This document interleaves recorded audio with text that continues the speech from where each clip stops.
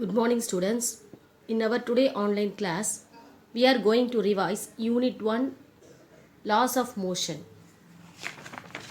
So, Unit 1 Laws of Motion, Types of Forces. Students, we know that there are two types of forces, like parallel forces and unlike parallel forces. So, first let me explain you what is mean by like parallel forces.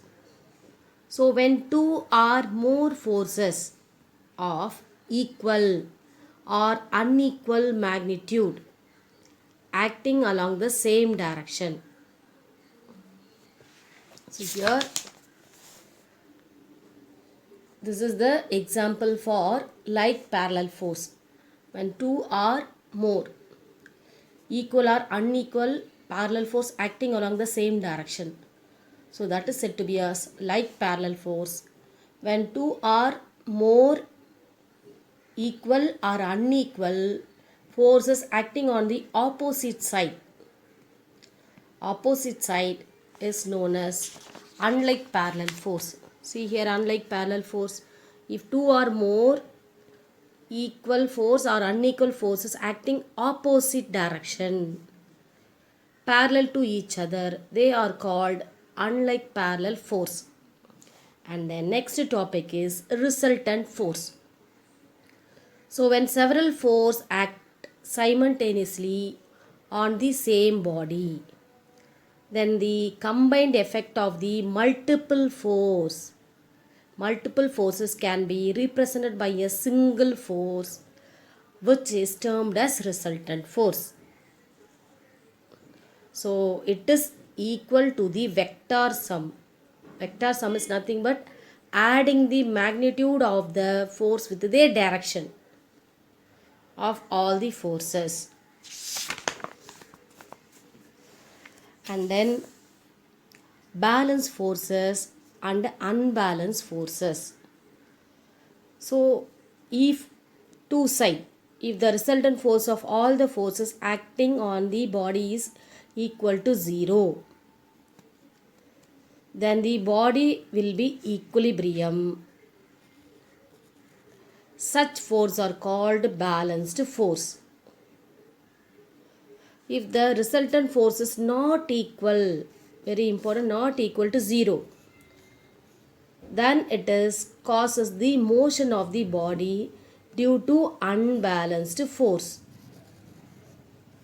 So, example, drawing water from a well, force applied with a crowbar, forces on a weight balance, etc.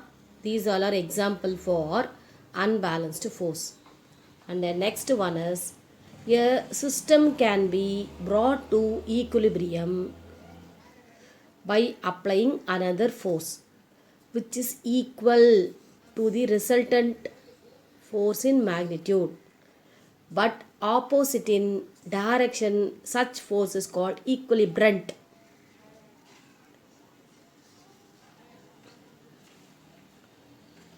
And then next topic, rotating effect of force is not for your exam because this is deleted portion. And then next, movement of the force also deleted portion.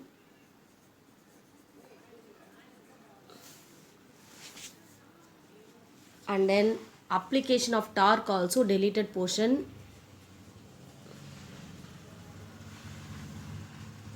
And then principle of movement also deleted portion.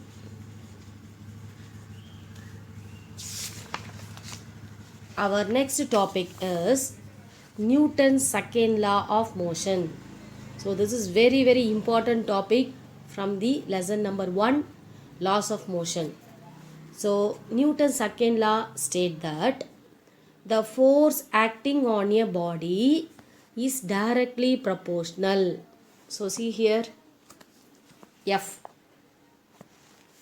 This is force is directly proportional to the rate of change of linear momentum takes place in the direction of force. So once again, let me recall the Newton's second law of motion. The force F acting on a body is directly proportional to the rate of change of linear momentum of the body, and the change in momentum takes place in the direction of the force, not in opposite direction along the force. So this law helps us to measure the amount of force. One more question. So Newton's second law is used to measure the amount of force. So it is also called law of force. First law is law of inertia, second law is law of force. So here let m be the mass of a body moving along a straight line with the initial speed u, and then after a time interval t, the velocity of a body changes to v due to the impact of an unbalanced external force. So see here, initial momentum of the body pi. So here I is mean for initial velocity. So initial momentum of the body pi equal to mu. Always u is mean for initial velocity. And then final momentum of the body pf. So pf is nothing but final momentum equal to m into v. V is mean for final velocity. And then change in momentum. So here del symbol is always mean for changing. So delta p is nothing but change in momentum equal to pf minus pi. So we know the value for pi. So pi is nothing but mu, and then pf mv. So we going to substitute here. Pf is mv minus pi initial velocity mu, and then by Newton's second law of motion, force F directly proportional to rate of change of momentum. So force F directly proportional to rate of change in momentum divided by time taken. And then we going to substitute the value. F directly proportional to change in momentum, here we written mv minus mu. So we going to write here mv minus mu divided by time t. And then we have to change the constant proportionality by applying some constant value. So F equal to K.